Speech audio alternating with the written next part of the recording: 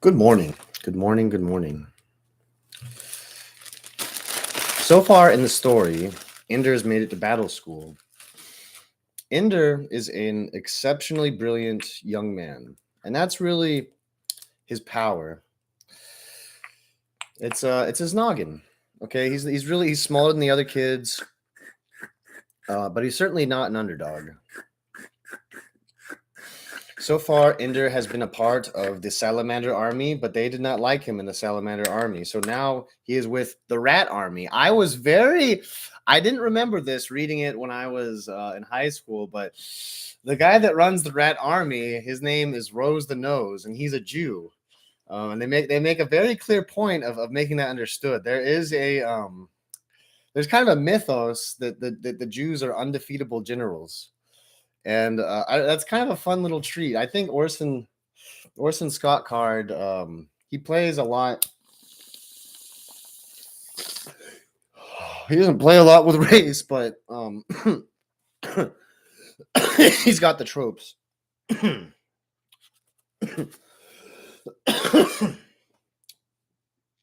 Nothing was different. Nothing had changed in a year. Ender was sure of it. And yet it seemed to have gone so sour. He was still the leading soldier in the standings, and no one doubted that he deserved it now. At the age of 9, he was a toon leader in the Phoenix Army, with Petra Ukrainian as his commander. He still led his evening practice sessions, and now they were attended by an elite group of soldiers nominated by their commanders, though any Launchie who wanted to come could still come. Eli was also a toon leader in another army, and they were still good friends. Shin was not a leader, but that was no barrier. Dink Meeker had finally accepted command and succeeded Rose the Nose and Rat Army's command. All is going well. Very well. I couldn't ask for anything better. So why do I hate my life? He went through the paces of the practices and games. He liked teaching the boys in his toon, and they followed him loyally. He had the respect of everyone, and he was treated with deference in his evening practices. Commanders came to study what he did. Other soldiers approached his table at mess and asked permission to sit down. Even the teachers were respectful. He had so much damn respect, he wanted to scream. He watched the young kids in Petra's army, fresh out of their launch groups, watched how they played, how they made fun of their leaders when they thought no one was looking. He watched the camaraderie of old friends who had known each other in the battle school for years, who talked and laughed about old battles and long graduated soldiers with his commanders. But with his old friends, there was no laughter, no remembering, just work, just intelligence and excitement about the game, and nothing beyond that. Tonight, it had come to a head in the evening practice. Ender and Eli were discussing the nuances of open space maneuvers when Shin came up and listened for a few moments. Then suddenly took Eli by the shoulders and shouted, "Nova! Nova! Nova!" Eli burst out laughing. And for a moment or two, Ender watched them remember the battle where the open room maneuvering had been for real, and they had dodged past the older boys. And suddenly, they remembered that Ender was there. "Sorry, Ender," Shin said. "Sorry for what? For being friends?" "I was there too, you know," said Ender. And they apologized again. Back to business. Back to respect. And Ender realized that in their laughter, in their friendship, it had not occurred to them that he could have been included. How could they think I was part of it? Did I laugh? Did I join in? Just stood there watching, like a teacher. That's how they think of me too. Teacher. Legendary soldier. Not one of them.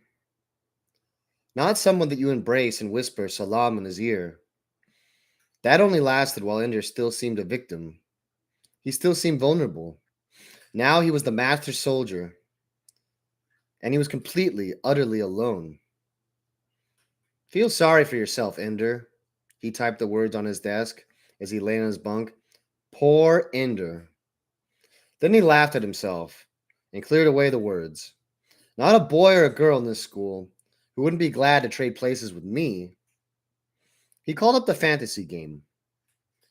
He walked as he often did to the village that the dwarves had built in the hill made by the giant's corpse. It was easy to build sturdy walls, with the ribs already curved in just right, just enough space between them to leave windows. The whole corpse was cut into apartments, opening onto the path down to the giant's spine. The public amphitheater was carved into the pelvic bowl, and the common herd of ponies was pastured between the giant's legs. Ender was never sure what the dwarves were doing as they went about their business, but they left him alone as he picked his way through their village, and in return, he did no harm either. He vaulted the pelvic bone at the base of the public square, and walked through the pasture. The ponies shied away from him. He did not pursue them. Ender did not understand how the game functioned anymore. In the old days, before he had first gone to the end of the world, everything was combat and puzzles to solve. Defeat the enemy before he kills you, or figure out how to get past the obstacle. Now, though, no one attacked. There was no war, and wherever he went, there were no obstacles at all, except, of course, in the room in the castle at the end of the world. It was the one dangerous place left, and Ender, however often he vowed he would not, always went back there, always killed the snake, and always looked at his brother in the face, and always, no matter what he did next, died. It was no different this time. He tried to use the knife on the table to pry through the mortar and pull out a stone from the wall. As soon as he breached the seal of the mortar, water began to gush in through the crack, and Ender watched his desk as his figure, now out of control, struggled madly to stay alive, to keep from drowning. The windows of his room were gone. The water rose, and his figure drowned. All the while, the face of Peter Wiggin in the mirror stayed and looked at him. I'm trapped here, Ender thought, trapped at the end of the world with no way out. And he knew, at last, the sour taste that had come to him, despite all his successes in the battle school. It was despair.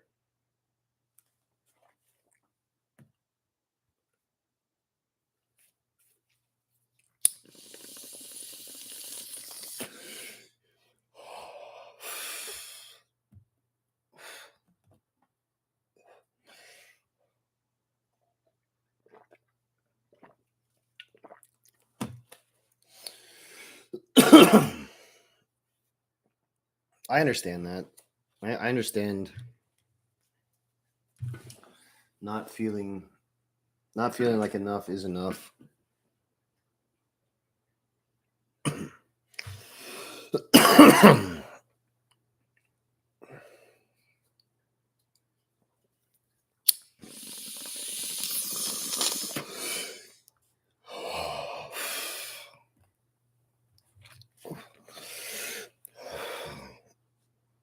There were uniformed men at the entrances to the school when Valentine arrived.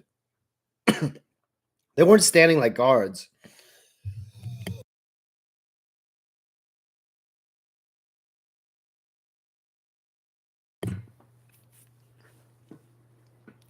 They weren't standing like guards, but rather slouched ahead, as if they were waiting for someone inside to finish his business. They wore the uniforms of the IF Marines, the same uniforms that everyone saw in bloody combat on the videos, and lit an air of romance to this day at school. All the other kids were excited about it. Valentine was not. It made her think of Ender, for one thing. For another, it made her afraid. Someone had recently published a savage commentary on Dee's collected writings. The commentary, and therefore her work, had been discussed in the open conference of the International Relations Act, with some of the most important people of the day attacking and defending Dee. What worried her most was the comment of an Englishman. Whether he likes it or not, D cannot remain incognito forever. He has outraged too many wise men and pleased too many fools to hide behind his too appropriate pseudonym much longer. Either he will unmask himself in order to assume leadership of the forces of stupidity as marshaled, or his enemies will unmask him in order to better understand the disease that has produced such a warped and twisted mind. Peter had been delighted, but then he would be. Valentine was afraid that enough powerful people had been annoyed by the vicious persona of D that she would indeed be tracked down. The IF could do it, even if the American government was constitutionally bound not to. And here were IF troops gathered at Western Guilford Middle School, of all places, not exactly the regular recruiting grounds for IF Marines. So she was not surprised to find a message marching around her desk as soon as she logged on. Please log off and go to Dr. Lindberry's office at once. Valentine waited nervously outside the principal's office until Dr. Lindberry opened the door and beckoned her inside. Her last doubt was removed when she saw the soft-bellied man in the uniform of an IF soldier sitting in the one comfortable chair in the room. You're Valentine Wiggin, he said. Yes, I'm Colonel Graff. We've met before. Before? When had she had any dealings with the IF? I've come to talk to you in confidence. About your brother. It's not just me, then, she thought. They have Peter. Or is this something new? Has he done something crazy? I thought he stopped doing crazy things. Valentine, you seem frightened. There's no need to be. Please, sit down. I assure you that your brother is well. He has more than fulfilled our expectations. And now, with a great inward gush of relief, she realized that it was Ender they had come about. This must be the officer who had taken him away. Ender. It wasn't punishment after all. It was little Ender, who had disappeared so long ago, who was no part of Peter's plots now. You were the lucky one, Ender. You got away before Peter could trap you into his conspiracy. How do you feel about your brother, Valentine? Ender? Of course. How do I feel about him? I haven't seen him or heard from him since I was 8. Dr. Lindberry, will you excuse us? Lindberry was annoyed. On second thought, Dr. Lindberry, I think that Valentine and I will have a much more productive conversation if we walk outside, away from the recording devices that your assistant principal has placed in this room. It was the first time Valentine had seen Dr. Lindberry speechless. Colonel Graff lifted a picture out of the wall and peeled a sound-sensitive membrane from the wall, along with its small broadcast unit. Cheap, said Graff, but effective. I thought you knew. Lindberry took the device and sat down heavily at her desk. Graff led Valentine outside. They had walked out on the football field. The soldiers followed at a distance. They split up and formed a large circle to guard them from the widest possible perimeter. Valentine, we need your help for Ender. What kind of help? We aren't even sure of that. We need you to help us figure out how you can help us. Well, what's wrong? That's part of the problem. We don't know. Valentine couldn't help but laugh. I haven't seen him in 3 years. You've got him up there with you all the time. Valentine, it costs more money than your father will make in his lifetime for me to fly to Earth and back to the battle school again. I don't commute casually. The king had a dream, said Valentine, but he forgot what it was. So he told his wise men to intercept the dream or they'd die. Only Daniel could interpret it because he was a prophet. You read the Bible? We're doing classics this year in advanced English. I'm not a prophet. I wish I could tell you everything about Ender's situation. But it would take hours, maybe days, and afterward, I'd have to put you in protective confinement because so much of it is strictly confidential. So let's see what we can do with limited information. There's a game that our students play with the computer. He told her about the end of the world, and the closed room, and the picture of Peter in the mirror. It's the computer that puts the picture there, not Ender. Why not the computer? The computer doesn't know. I'm supposed to know? This is the second time since Ender's been with us that he's taken this game to a dead end, to a game that seems to have no solution. Did he solve the first one? Eventually. Then give him time. He'll eventually solve this one. I'm not sure, Valentine. Your brother is a very unhappy little boy. Why? I don't know. You don't know much, do you? Valentine thought for a moment that the man might get angry. Instead, though, he decided to laugh. No, not much, Valentine. Why would Ender keep seeing your brother Peter in the mirror? He shouldn't. It's stupid. Why is it stupid? Because if there's anybody who is the opposite of Ender, it's Peter. How? Valentine could not think of a way to answer him that wasn't dangerous. Too much questioning about Peter could lead to real trouble.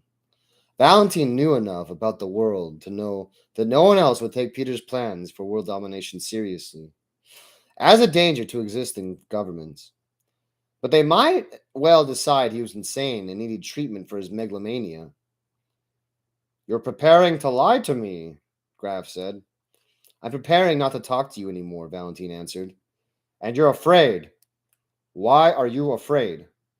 I don't like questions about my family. Just leave my family out of this. Valentine, I'm trying to leave your family out of this. I'm coming to you so I don't have to start a battery of tests on Peter and question your parents. I'm trying to solve this problem now with the person Ender loves and trusts most in the world.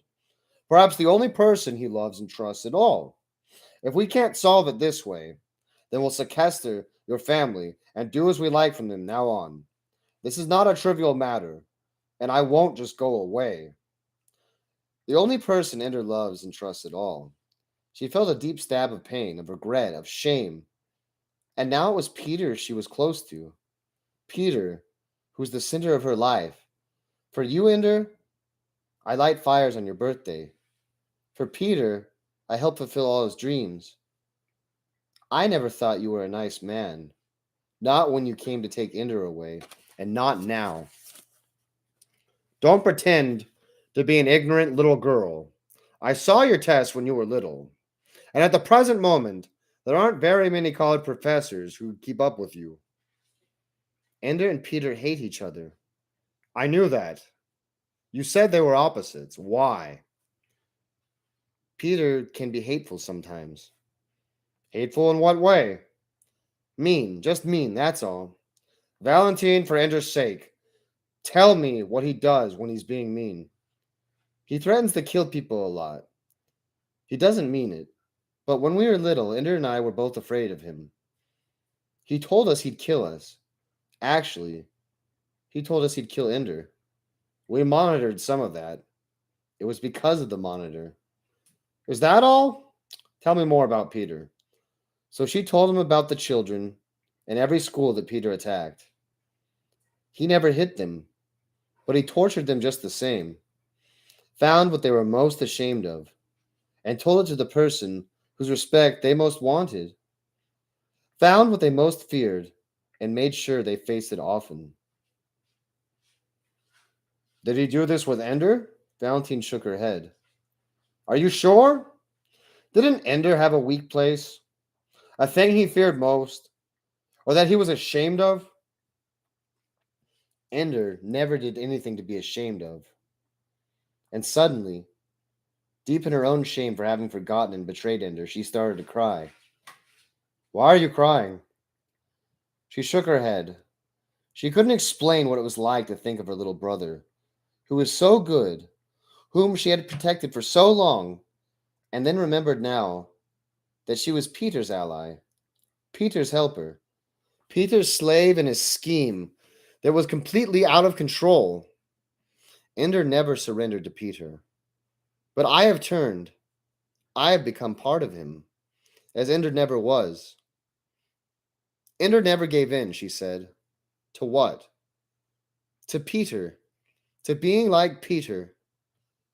They walked in silence along the goal line. How would Ender ever be like Peter?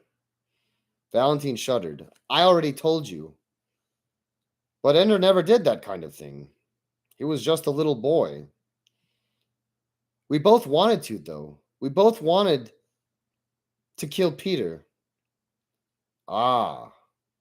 No, that isn't true. We never said it. Ender never said that he wanted to do that. I just thought it. It was me, not Ender. He never said that he wanted to kill him. What did he want? He just didn't want to be... To be what? Peter tortures squirrels. He stakes them out in the ground and skins them alive and sits and watches them until they die. He did that for a while after Ender left. He doesn't do it now, but he did. If Ender knew that, if Ender saw him, I think he'd what? Rescue the squirrels? Try to heal them? No. In those days, you didn't undo what Peter did. You didn't cross him. But Ender would be kind to the squirrels. Do you understand? He'd feed them. But if he fed them, they'd become tame, and that much easier for Peter to catch. Valentine began to cry again. No matter what you do, it always helps Peter. Everything helps Peter. Everything. You just can't get away, no matter what. Are you helping Peter? Asked Graf. She didn't answer. Is Peter such a very bad person, Valentine? She nodded. Is he the worst person in the world? How can he be? I don't know. He's the worst person I know. And yet you and Ender are his brother and sister. You have the same genes, the same parents. How can he be so bad if... Valentine turned and screamed at him. Screamed as if he were killing her. Ender is not like Peter. He is not like Peter in any way, except that he's smart, that's all. In every other way a person could possibly be like Peter, he is nothing like Peter, nothing. I see, said Graf. I know what you're thinking. You're thinking that I'm wrong, that Ender's like Peter. Well, maybe I'm like Peter, but Ender isn't. He isn't at all. I used to tell him when he cried, I used to tell him lots of times, you're not like Peter. You never like to hurt people. You're kind and good, and you're not like him at all. It's all true. His acquiescence calmed her. Damn right it's true. It's true. Valentine, will you help Ender? I can't do anything for him now. It's really the same thing you always did for him before. Just comfort him and tell him he never likes to hurt people, that he's good and kind and not like Peter at all. That's the most important thing, that he's not like Peter at all. I can see him? No. I want you to write a letter. What good does that do? Ender never answered a single letter I sent. Graf sighed. He answered every letter he got. It only took a second for her to understand. You really stink. Isolation is the optimum environment for creativity. It was his ideas we wanted. Not the... Never mind. I don't have to defend myself to you. Then why are you doing it? She did not ask. But he's slacking off. He's coasting. We want to push him forward, and he won't go. Maybe I'd be doing Ender a favor if I told you to go stuff yourself. You've already helped me. You can help me more. Write to him. Promise you won't cut anything out I write. I won't promise any such thing. Then forget it. No problem. I'll write your letter myself. We can use your other letters to reconcile the writing styles. Simple matter. I want to see him. He gets his first leave when he's 18. You told him it would be when he was 12. We changed the rules. Why should I help you? Don't help me. Help Ender. What does it matter if that helps us too? What kind of terrible things are you doing to him up there? Graf chuckled. Valentine, my little dear, the terrible things are only about to begin. I like Graf. For him, I choose 1930s detective looking for bootleggers. Colonel Graf. I am Colonel Graf. I wear a uniform. Not much else is known about me. Except I'm in charge of everything. He's kind of the guy that puts everything together. He's like the boogeyman. When sometimes at the beginning of chapters, there's like a dialogue between him and someone else. That's why it's important to get the voices right and consistently. But I am struggling with. They do that really cringy thing like in Holes where they have that weird made up like lingo and dialect, and it's hard for me to read because it's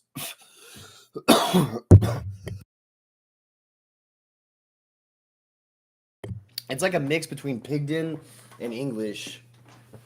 So I just read it like it's English. When the kids at the battle school are talking.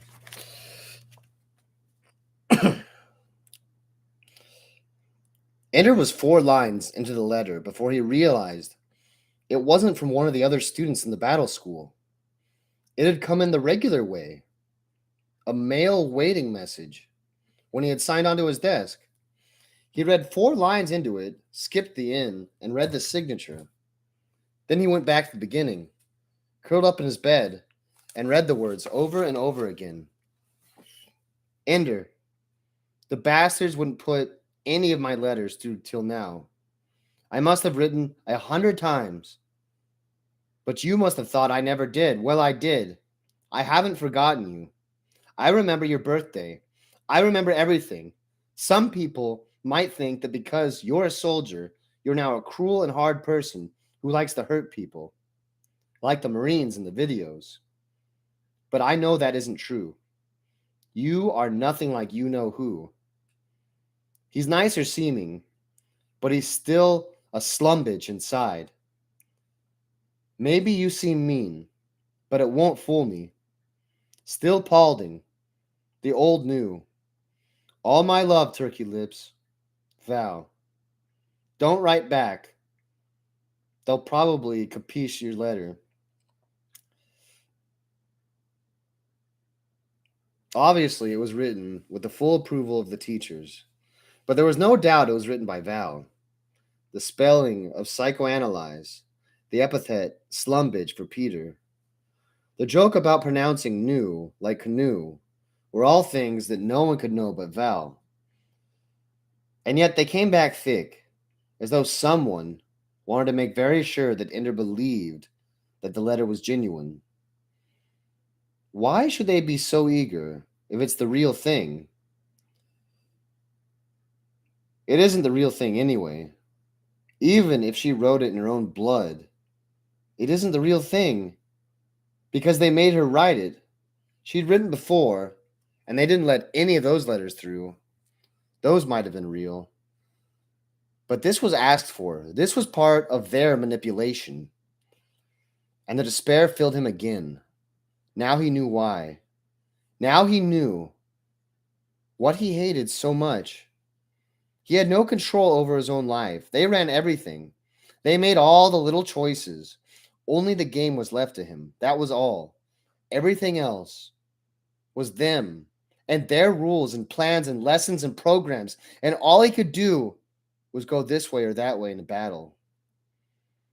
The one real thing, the one precious real thing was his memory of Valentine, the person who loved him before he even ever played a game, who loved him whether there was a bugger war or not. And they had taken her and put her on their side. She was one of them now. He hated them and all their games. Hated them so badly that he cried, reading Val's empty, asked for letter again. The other boys in the Phoenix Army noticed and looked away. Ender Wiggin crying? That was disturbing. Something terrible was going on. The best soldier in any army, lying on his bunk, crying. The silence in the room was deep. Ender deleted the letter, wiped it out of memory, and then punched up the fantasy game. He was not sure why he was so eager to play, to get to the end of the world, but he wasted no time getting there. Only when he coasted on the cloud, skimming over the optimal colors of the pastoral world, only then did he realize what he hated most about Val's letter. All that it said was about Peter, about how he was not like Peter. The words she said so often as she held him comforted him, and trembled in fear and rage and loathing after Peter tortured him. That was all that the letter had said.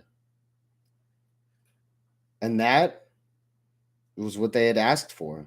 The bastards knew about that. And they knew about Peter in the mirror in the castle room. And they knew about everything. And to them, Val was just one more tool to use against him. Just one more trick to play. Dink was right. They were the enemy. They loved nothing and cared for nothing. And he was not going to do what they wanted. He was damn well not going to do anything for them. He had only one memory that was safe, one good thing. And those bastards plowed it into him with the rest of the manure. And so he was finished. He wasn't going to play. As always, the serpent waited in the tower room, unraveling itself in the rug on the floor. But this time, Ender didn't grind it underfoot. This time, he caught it in his hands, knelt before it so gently, and brought the snake's gaping mouth up to his lips, and kissed. He had not meant to do that. He meant to let the snake bite him in the mouth. Or perhaps he meant to eat the snake alive, as Peter in the mirror had done, with his bloody chin and the snake's tail dangling from his lips. But he did that instead. And the snake in his hands thickened and bent into another shape, a human shape. It was Valentine. The snake could not be Valentine. He had killed it too often for it to be his sister. Peter had devoured it too often for Ender to bear that it might have been Valentine all along. Was this what they planned when they let him read her letter? He didn't care. She arose from the floor of the tower room and walked to the mirror. Ender made his figure also rise and go with her.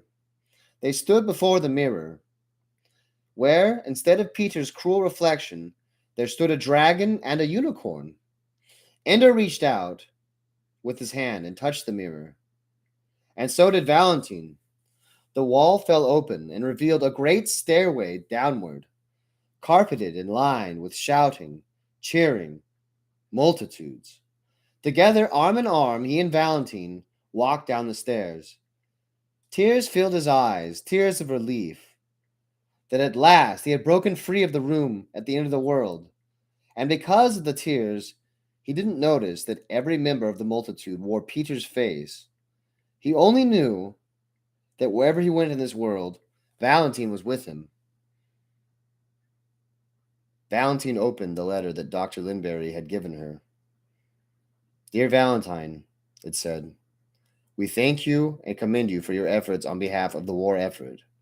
You are hereby notified that you have been awarded the Star of the Order of the League of Humanity First Class, which is the highest military award that can be given to a civilian.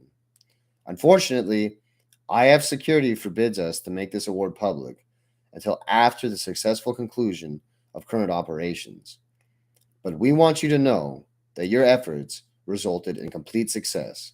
Sincerely, General Shyam Levy, Strategos. When she had read it twice, Dr. Linbury took it from her hands. I was instructed to let you read it and then destroy it. She took out a cigarette lighter from a drawer and set the paper afire. It burned brightly in the ashtray. Was it good news or bad news? I sold my brother, Valentine said, and they paid me for it. That's a bit melodramatic, isn't it, Valentine? Valentine went back to class without answering. That night, Dee published a scathing denunciation of the population limitation laws. People should be allowed to have as many children as they like, and the surplus population should be sent to other worlds to spread mankind so far across the galaxy that no disaster, no invasion could ever threaten the human race with annihilation. The most noble title any child can have, Dee wrote, is third. For you, Ender, she said to herself as she wrote. Peter laughed in delight as he read it. That'll make them sit up and take notice. Third, a noble title. Oh, you have a wicked streak.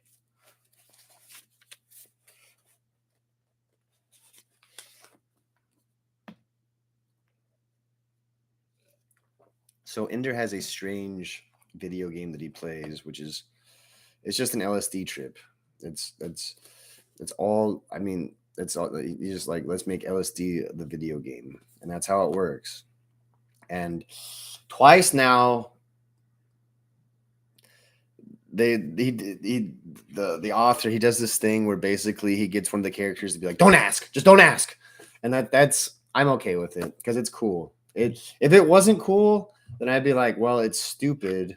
It doesn't. I'd be like, why is it there if it doesn't work and it's stupid? But it doesn't work. But it's cool. It's cool. So Valentine and Peter are trying to take over the world by trolling online forums. They had to use their dad's account so they could get on like the actual adult nets, and now they're trying to like basically use pseudonyms to like take over the world by trolling. I like basically the way he sees it, and the way I can describe it is you have to be invited to certain forums. Otherwise, well, I mean, I guess it's much like literally what I'm going through right now. If nobody lets you in, you'll never get in. And so that's kind of how it works. But except those ones are public. You can watch it go on, but you can't. Well, anyways, yeah, there's that. So those are the two things going on the side right now. Ender's funny little game, and then his siblings' little game. They're on planet Earth, but he's in the battle school, which is this floating like space station, and it does this like shifting thing, this like spinning thing that gives it artificial gravity on the outside of the station, but the inside of the station has no artificial gravity, and that's where the war games take place. And basically, Ender just decided that he's not going to take place. He's not going to play the war games anymore. He just reached the top, and he's like, okay, I'm here. I'm the best. Great. And I mean, I totally get that. I totally get that. It's, I mean, in other science fiction, it's akin to like going to the edge of the galaxy and seeing nothing. Like there's just nothing out. Like it would be impossible, I think, on planet Earth to ever even comprehend that. But there is a point where there's just like you can't go any further. What else there's there to do? What else can you conquer? And I think nowadays people kind of feel like that's already the case because we've got a McDonald's in every corner of the world now. But I think that, maybe it's kind of difficult to go to the bottom of the ocean, and maybe it's kind of difficult to go to the moon or Mars or whatever, but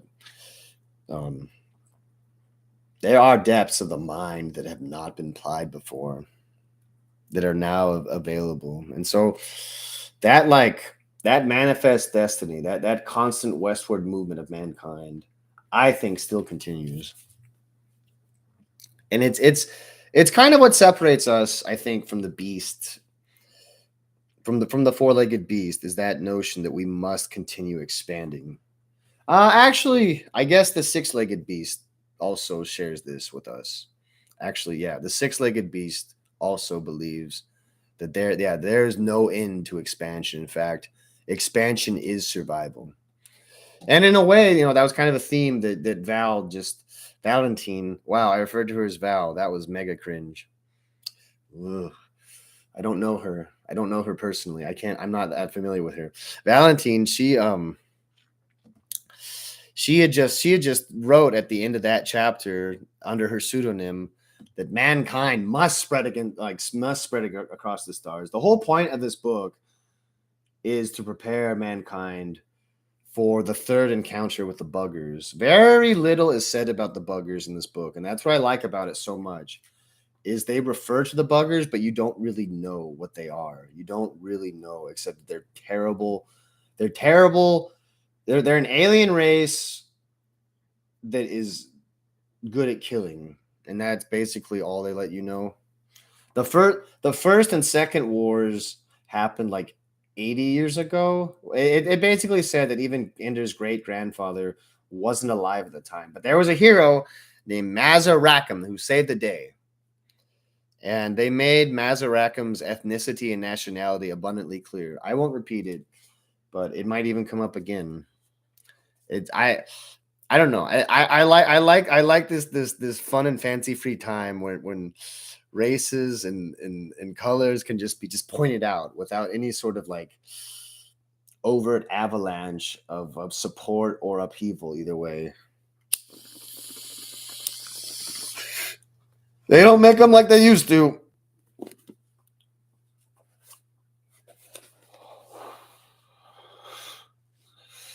Now, I suppose so. It has to be in order, Colonel Graff. Armies don't move because a commander says, I suppose it's time to attack. I'm not a commander. I'm a teacher of little children. Colonel, sir, I admit I was on you. I admit I was a pain in the ass. But it worked. Everything worked. Just like you wanted it to. The last few weeks, Ender's even been happy, content. He's doing well. His mind is keen. His play is excellent. Young as he is, we've never had a boy better prepared for a command. Usually they go at 11, but he's 9.5, and he's top flight. Well, yes. For a few minutes there, it actually occurred to me to wonder what kind of a man would heal a broken child of some of his hurt, just so he could throw him back into battle again. A little private moral dilemma. Please overlook it. I was tired. Saving the world, remember? Call him in. We're doing we're doing what must be done, Colonel Graff. Come on, Anderson. You're just dying to see how he handles all those rigged games I had you work out. That's a pretty low thing to. I'm a low kind of guy. Come on, Major. We're both the scum of the earth. I'm dying to see how he handles them too. After all, our lives depend on him doing real well, eh? You're not starting to use the boy's slang, are you? Call him in, Major. I'll dump the rosters in his files and give him his security system. What we're doing to him isn't all bad, you know. He gets his privacy again. Isolation, you mean? The loneliness of power. Go call him in. Yes, sir. I'll be back with him in 15 minutes. Goodbye. Yes, sir. Yes, sir. Yes, sir. I hope you had fun. I hope you had a nice time being happy, Ender. It might be the last time of your life. Welcome, little boy. Your dear Uncle Graff has plans for you. Ender knew what was happening for the moment they brought him in. Everyone expected him to be a commander early. Perhaps not this early, though. But he had topped the standings almost continuously for 3 years. No one else was remotely close to him. And his evening practices had become the most prestigious group in the school. There were some who wondered why the teachers had waited this long. He wondered which army they'd given him. 3 commanders were graduating soon, including Petra. But it was beyond hope for them to give him Phoenix Army. No one ever succeeded to command of the same army he was in when he was promoted. Anderson took him to his new quarters, then sealed it. Only commanders had private rooms. Then he had him fitted for new uniforms and a new flash suit. He looked on. Dragon, said the form. But there was no dragon army. I've never heard of the dragon army, Ender said. That's because there hasn't been a dragon army in 4 years. We discontinued the name because there was a superstition about it. No dragon army in the history of the battle school ever won even a third of its games. It got to be a joke. Well, why are you reviving it now? We had a lot of extra uniforms to use up. Graf sat at his desk, looking fatter and wearier than the last time Ender had seen him. He handed Ender his book, his hook. He handed Ender his hook, the small box that allowed commanders to go where they wanted in the battle room during practices. Some said they worked magnetically, some said it was gravity. Many times during his evening practice sessions, Ender had wished that he had a hook instead of having to rebound off walls to get where he wanted to go. Now that he got quite deft at maneuvering without one, here it was. It only works, Anderson pointed out, during irregularly scheduled practice sessions. Since Ender already planned to have extra practices, it meant the hook would only be useful some of the time. It also explained why so many commanders never held extra practices. They depended on the hook. And it wouldn't do anything for them during the extra times. If they felt that the hook was their authority, their power over other boys, then they were even less likely to work without it. That's an advantage I'll have over some of my enemies, Ender thought. Graf's official welcome speech sounded bored and over-rehearsed. Only at the end did he begin to sound interested in his own words. We're doing something unusual with Dragon Army. I hope you don't mind. We've assembled a new army by advancing the equivalent of an entire launch course early and delaying the graduation of quite a few advanced students. I think you'll be pleased with the quality of your soldiers. I hope you are, because we're forbidding you from transfer of any of them. No trades? Asked Ender. It was how commanders always shored up their weak points, by trading around. None. You see, you've been conducting your extra practice sessions for 3 years now. You have a following. Many good soldiers would put unfair pressure on their commanders to trade them into your army. We've given you an army that can, in time, be competitive. We have no intention of letting you dominate unfairly. What if I've got a soldier I just can't get along with? Get along with him. Graf closed his eyes. Anderson stood up, and the interview was over. Dragon was assigned the colors gray, orange, gray. Ender changed into his flash suit, then followed the ribbons of light until he came into the barracks that contained his army. They were there already, milling around near the entrance. Ender took charge at once. Bunking will be arranged by seniority. Veterans to the back of the room, newest soldiers to the front. It was the reverse of the usual pattern, and Ender knew it. He also knew he didn't intend to be like many commanders, who never even saw the younger boys because they were always in the back.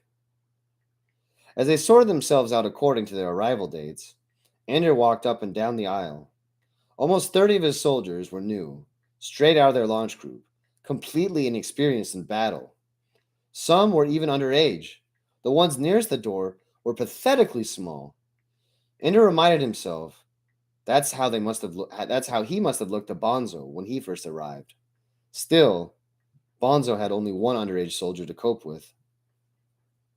Not one of the veterans belonged to Ender's elite practice group. None had ever even been a toon leader. None, in fact, was older than Ender himself, which meant that even his veterans didn't have more than 18 months' experience. Some he didn't even recognize. They had made such a little impression. They recognized Ender, of course, since he was the most celebrated soldier in the school, and some, Ender could see, resented him. At least they did me one favor. None of my soldiers is older than me. As soon as each soldier had a bunk, Ender ordered them to put their flash suits on and come to practice. We're on morning schedule, straight to practice after breakfast. Officially, you have a free hour between breakfast and practice. We'll see what happens after I find out how good you are. After 3 minutes, though many of them still weren't dressed, he ordered them out of the room. But I'm naked, said one boy. Dress faster next time. 3 minutes from first call to running to the door. That's the rule this week. Next week, the rule is 2 minutes. Move! It would soon be a joke, and the rest of the school, the Dragon Army, was so dumb they had to practice getting dressed. 5 of the boys were completely naked, carrying their flash suits as they ran through the corridors. Few were fully dressed. They attracted a lot of attention as they passed open classroom doors. No one would be late again if he could help it. In the corridors leading to the battle room, Ender made them run back and forth in the halls, fast, so that they're sweating a little, while the naked ones got dressed. Then he led them to the upper door, the one that opened into the middle of the battle room, just like the doors in the actual games. Then he made them jump up and use the ceiling handholds to hurl themselves into the room. Assemble on the far wall, he said, and if you were going for the enemy's gate, as if you were going for the enemy's gate. They revealed themselves as they jumped, 4 at a time, through the door. Almost none of them knew how to establish a direct line to the target. But when they reached the far wall, few of the new ones had any idea how to catch on or even control their rebounds. The last boy out was a small kid, obviously underage. There was no way he was going to reach the ceiling handhold. You can use a side handhold if you want, Ender said. Go suck on it, said the boy. He took a flying leap, touched the ceiling handhold with fingertip, and hurled through the door with no control at all, spinning in 3 directions at once. Ender tried to decide whether to like the little kid for refusing to take a concession or to be annoyed at his insubordinate attitude. They finally got themselves together along the wall.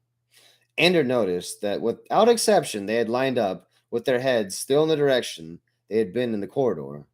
So Ender deliberately took hold of what they were treating as a floor and dangled from it upside down. Why are you upside down, soldier? He demanded. Some of them started to turn the other way. Attention! They still held. I said, why are you upside down? No one answered. They didn't know what he expected. I said, why does every one of you have his feet in the air and his head towards the ground? Finally, one of them spoke. Sir, this is the direction we were coming in from the door. Well, what difference is that supposed to make? What difference does it make what the gravity was back in the corridor? Are we going to fight in the corridor? Is there any gravity here? No, sir. No, sir. From now on, you forget about gravity before you go through that door. The old gravity is gone, erased. Understand me? Whatever your gravity is, when you get to the door, remember, the enemy's gate is down. Your feet are toward the enemy gate. Up to you. Up is toward your own gate. North is that way. South is that way. East is that way. West. What way? They pointed. That's what I expected. The only process you've mastered is the process of elimination. And the only reason you've mastered that is because you can do it in the toilet. What was the circus I saw out there? Do you call that forming up? Did you call that flying? Now everyone, Launch and form up on the ceiling right now. Move. As Ender expected, a good number of them instinctively launched, not toward the wall, not toward the door in it, but toward the wall Ender had called north, the direction that had been up when they were in the corridor. Of course, they quickly realized their mistake, but too late. They had to wait to change things until they had rebounded off the north wall. In the meantime, Ender was mentally grouping them into slow learners and fast learners. The littlest kid, the one who had been last out the door, was the first to arrive at the correct wall, and he caught himself adroitly. They had been right to advance him. He'd do well. He was also cocky and rebellious, and probably resented the fact that he had been one of the ones Ender had sent naked through the corridors. You, Ender said, pointing to the small one. Which way is down? Toward the enemy door. The answer was quick. It was also surly, as if to say, okay, okay, now get on with the important stuff. Name, kid? This soldier's name is Bean, sir. Get that for size or for brains? The other boys laughed a little.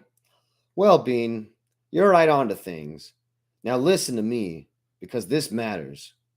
Nobody's going to get through a door without a good chance of getting hit. In the old days, you had 10, 20 seconds before you even had to move. Now, if you aren't already streaming out of the door when the enemy comes out, you're frozen. Now, what happens when you're frozen? Can't move, one of the boys said. That's what frozen means, Ender said. But what happens to you?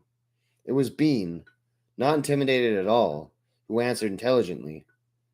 You keep going in the direction you started in, at the speed you were going when you flashed. That's true. You five, there on the end, move. Startled, the boys looked at each other. Ender flashed them all. The next five, move. They moved. Ender flashed them too, but they kept moving, heading towards the walls. The first five, though, were drifting uselessly near the main group. Look at these so-called soldiers. Their commander ordered them to move, and now look at them. Not only are they frozen, they're frozen right here, where they can get in the way. While the others, because they moved when they were ordered, are frozen down there, plugging up the enemy's lanes, blocking the enemy's vision. I imagine that about 5 of you have understood the point of this, and no doubt Bean is one of them. Right, Bean? He didn't answer at first. Ender looked at him until he said, Right, sir. Then what is the point? When you are ordered to move, move fast. So if you get iced, you'll bounce around instead of getting in the way of your own army's operations. Excellent. At least I have one soldier who can figure things out. Ender could see resentment growing in the way the other soldiers shifted their weight and glanced at each other. The way they avoided looking at Bean. Why am I doing this? What does this have to do with being a good commander? Making one boy the target of all the others? Just because they did it to me, why should I do it to him? Ender wanted to undo his taunting of the boy. Wanted to tell the others that the little one needed help and friendship more than anyone else. But of course, Ender couldn't do that. Not on the first day. On the first day, even his mistakes had to look like a part of a brilliant plan. Ender hooked himself near the wall and pulled out one of the boys away from the others. Keep your body straight, said Ender. He rotated the boy in midair, so his feet pointed towards the others. When the boy kept moving his body, Ender flashed him. The others laughed. How much of his body could you shoot? Ender asked the boy directly under the frozen soldier's feet. Mostly all I can see is his feet. Ender turned to the boy next to him. What about you? I can see his body. And you? A boy a little farther down the wall answered. All of him. Feet aren't very big. Not much protection. Ender pushed the frozen soldier out of the way.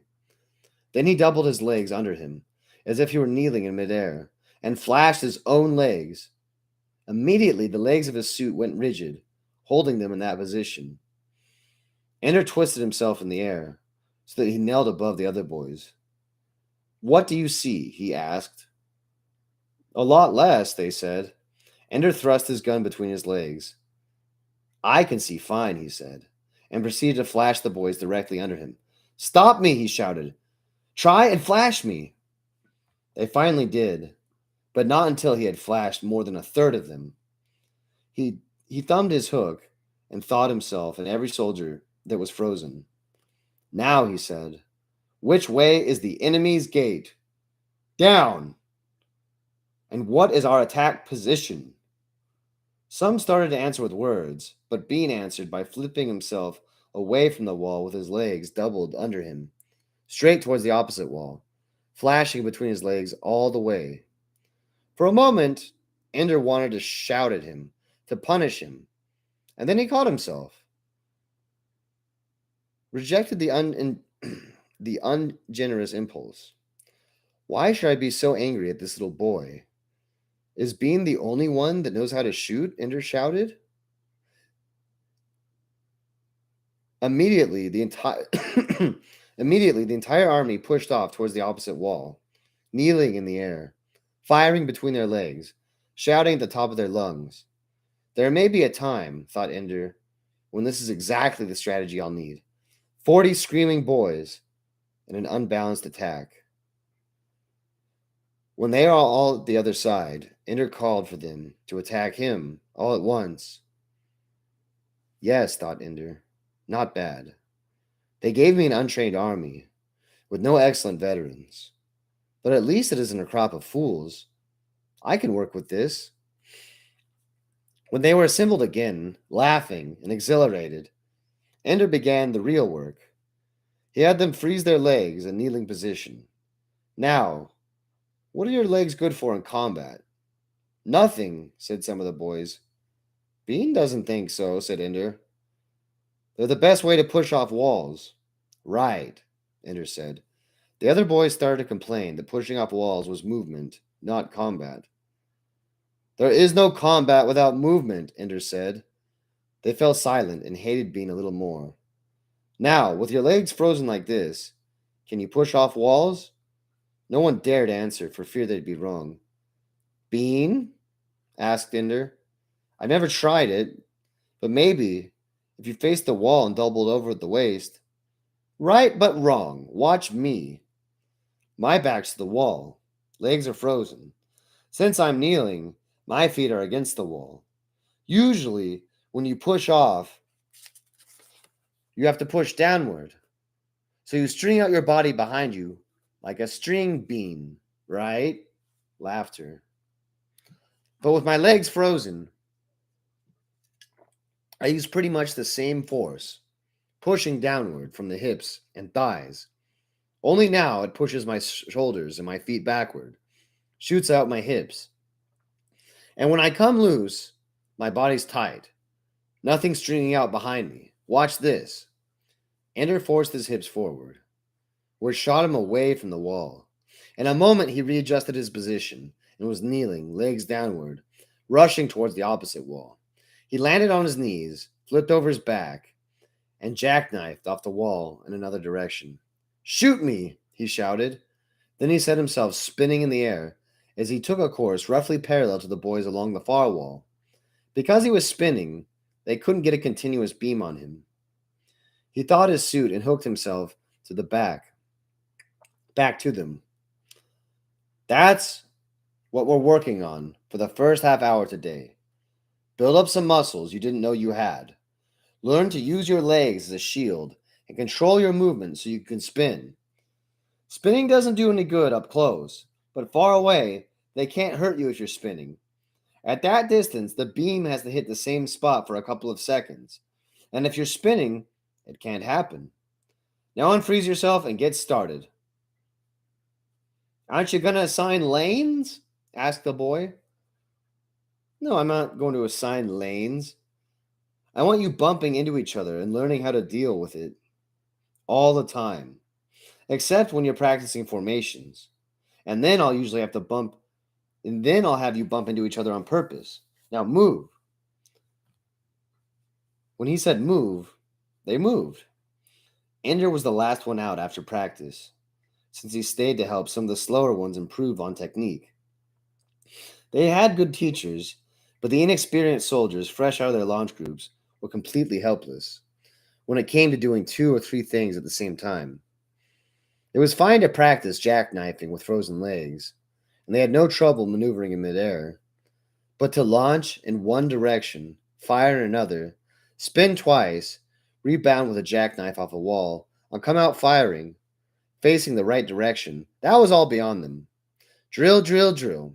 That was all Ender would be able to do with them for a while. Strategies and formations were nice, but they were nothing if the soldiers didn't know how to handle themselves in battle.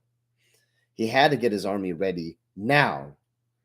He was early at being a commander, and the teachers were changing the rules now, not letting him trade, giving him no top notch veterans. There was no guarantee that they'd give him the usual 3 months to get his army together before sending them into battle. At least in the evenings, he'd have a Lai and Shin to help him train the new boys. He was still in the corridor leading out of the battle room when he found himself face to face with little Bean. Bean now looked angry. Ender didn't want any problems right now. Ho, Bean! Ho, Ender. Pause. Sir? Ender looked softly up. Sir, Ender said softly. I know what you're doing, Ender, sir, and I'm warning you. Warning me? I can be the best man you've got, but don't play games with me. Or what? Or I'll be the worst man you've got.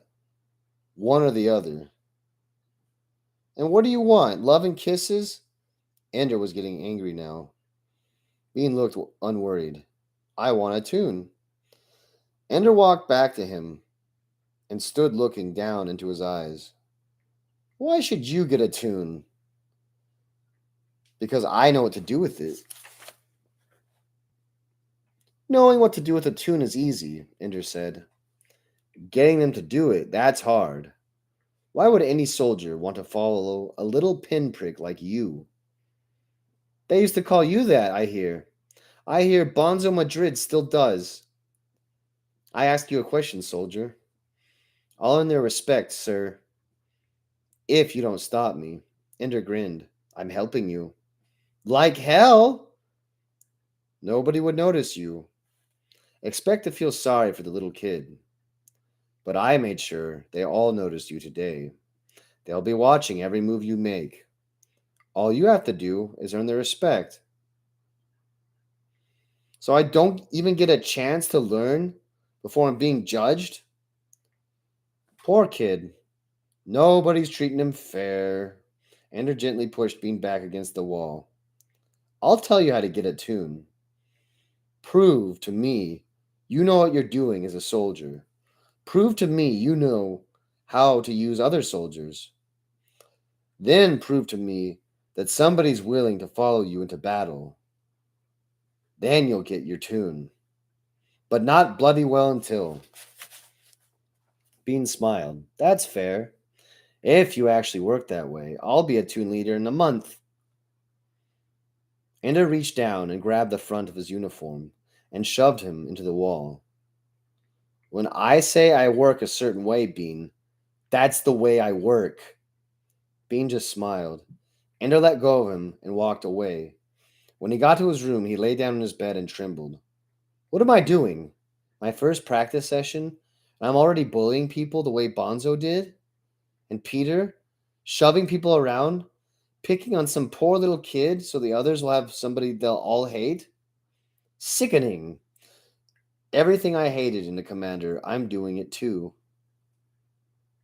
It was some law of human nature that you inevitably became whatever your first commander was.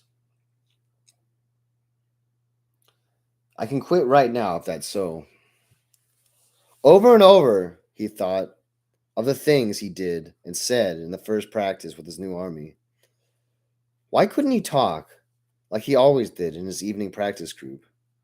No authority except excellence. Never had to give orders, just made suggestions. But that wouldn't work, not with an army. His informal practice group didn't have to learn to do things together. They didn't have to develop a group feeling. They never had to learn how to hold together and trust each other in battle. They didn't have to respond instantly to commands. And he could go to the other extreme too. He could be as lax and incompetent as Rose the Nose if he wanted. He could make stupid mistakes no matter what he did. He had to have discipline, and that meant demanding and getting quick, decisive obedience. He had to have a well trained army, and that meant drilling soldiers over and over again, long after they thought they had mastered a technique, until it was so natural to them they didn't have to think about it anymore. But what was this thing with Bean? Why had he gone for the smallest, weakest, possibly brightest of the boys? Why had he done to Bean what had been done to Ender by commanders that he had despised? He remembered that it hadn't begun with his commanders. Before Rose and Bonzo treated him with contempt, he had been isolated from his launch group. And it wasn't Bernard who had began that either. It was Graff. It was the teachers who had done it. And it wasn't an accident. Ender realized now it was a strategy. Graff had deliberately set him up to be separate from the other boys, make it impossible for him to be close with them. And he began now to suspect the reasons behind it. It wasn't to unify the rest of the group, in fact.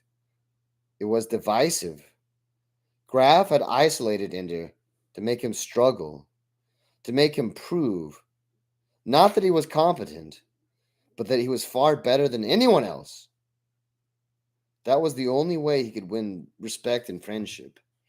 It made him a better soldier than he would ever have been otherwise. It also made him lonely, afraid, angry, untrusting. And maybe those traits too made him a better soldier. That's what I'm doing to you, Bean. I'm hurting you to make you a better soldier in every way, to sharpen your wit, to intensify your effort, to keep you off balance, never sure what's going to happen next. So you always have to be ready for anything, ready to improvise, determined to win no matter what. I'm also making you miserable. That's why they brought you to me, Bean, so you could be just like me, so you could grow up just like the old man. And me? Am I supposed to grow up like Graff? Fat and, and unfeeling and sour? Manipulating the lives of little boys so they can turn out factory perfect generals and admirals ready to lead the fleet in defense of the homeworld? You get all the pleasures of the puppeteer until you get a soldier who can do more than anyone else. You can't have that. It spoils the symmetry. You must get him in line, break him down, isolate him, beat him until he gets in line with everyone else. Well, what I've done to you this day, Bean, I've done. But I'm watching you more compassionately than you know. And when the time is right, you'll find that I'm your friend and you are the soldier you want to be. Ender did not go to classes that afternoon. He lay on his bunk and wrote down his impressions of each of the boys in his army, the things he noticed about them, the things that needed more work. In practice tonight, he would talk with Eli, and they'd figure out ways to teach small groups the things they need to know. At least, he wouldn't be in this thing alone. But when Ender got to the battle room that night, while most of the others were eating, he found Major Anderson waiting for him. There has been a rule change. Ender, from now on, only members of the same army may work together in a battle room during free time. And therefore, battle rooms are available only on scheduled basis. After tonight, your next turn is in 4 days. Nobody else is holding extra practices. They are now, Ender. Now that you command another army, they don't want their boys practicing with you. Surely you can understand that. So they'll conduct their own practices. I've always been in another army from them. They still sent their soldiers to me for training. You weren't commander then. You gave me a completely green army, Major Anderson. Sir, you have quite a few veterans. They aren't they aren't any good. Nobody gets here without being brilliant, Ender. Make them good. I need a lie and Shin to. It's about time you grew up and did things on your own, Ender. You don't need these boys to hold your hand. You're a commander now. So kindly act like it, Ender. Ender walked past Anderson toward the battle room. Then he stopped, turned, and asked a question. Since these evening practices are now regularly scheduled, does it mean I can use the hook? Did Anderson almost smile? No, not a chance of that. We'll see. Ender turned his back and went on into the battle room. Soon his army arrived, but no one else. Either Anderson waited around to intercept anyone coming to Ender's practice groups, or word had already passed to the whole school that Ender's informal evenings were through. It was a good practice. They accomplished a lot. But at the end of it, Ender was tired and lonely. There was a half an hour before bedtime. He couldn't go into his army's barracks. He had long since learned that the best commanders stay away unless they have some reason to visit. The boys have to have a chance to be at peace, at rest, without someone listening, to favor or despise them depending on the way they talk and act and think. So he wandered to the game room, where a few other boys were using the half hour before final bell to settle bets or beat their previous scores in the games. None of the games looked interesting, but he played one anyway. An easy animated game designed for launchies. Bored, he ignored the objectives of the game and used the little play figure, a bear, to explore the animated scenery around him. You'll never win that way. Ender smiled. Missed you at practice, Eli. I was there. But they had your army in a separate place. Looks like you're big time now. I can't play with the little boy. Looks like you're big time now. You're a few you're a full cubit taller than I am. Cubit? Has God been telling you to build a boat or something? Or are you an archaic or are you in an archaic mood? Not archaic, just arcane. Secret, subtle, roundabout. I miss you already, you circumcised dog. Don't you know? We're enemies now. Next time I meet you in battle, I'll whip your ass. It was banter, as always, but now there was too much truth behind it. Now, when Ender heard Eli talk, as if it were all a joke, he felt the pain of losing his friend, and and the worst pain of wondering if Eli really felt as little pain as he showed. You can try, said Ender. I taught you everything you know, but I didn't teach you everything I know. I knew all along you were holding something back, Ender. A pause. Ender's bear was in trouble on the screen. He climbed a tree. I wasn't Eli, holding anything back. I know, said Eli. Neither was I. Salam, Eli. Alas, it is not to be. What isn't? Peace. It's what salam means. Peace be unto you. The words brought forth an echo from Ender's memory, his mother's voice reading to him softly when he was very young. Think not that I am come to bring peace on earth. I am come not to bring peace, but a sword. Ender had pictured his mother piercing Peter the Terrible with a bloody rapier, and the words had stayed in his mind along with the image. In the silence, the bear died. It was a cute death, with funny music. Ender turned around. Eli was already gone. Ender felt as if a part of him had been taken away, an inward prop that was holding up his courage and confidence. With a lie, to a degree, impossible even with Shin, Ender had come to feel a unity so strong that the word we came to his lips much more easily than I. But a lie had left something behind. Ender lay in bed, dozing into the night, and felt Eli's lips on his cheeks as he muttered the word peace. The kiss, the word, the peace were with him still. I am only what I remember, and Eli is my friend, in a memory so intense they can't tear him out, like Valentine, the strongest memory of all. The next day he passed Eli in the corridor, and they greeted each other, touched hands, talked. But they both knew there was a wall now. It might be breached, that wall, sometime in the future, but for now, the only real conversation between them was the roots that had already grown deep and low under the wall where they could not be broken. The most terrible thing, though, was the fear that the wall could never be breached, that in his heart Eli was glad of the separation and was ready to be Ender's enemy. For now they could not be together, but they must be infinitely apart. And what would have been sure and unshakable was now fragile and insubstantial. From the moment we are not together, Eli is a stranger, for he has a life now that will be no part of mine, and that means that when I see him, we will not know each other. I made him feel sorrowful, but Ender did not weep. He was done with that.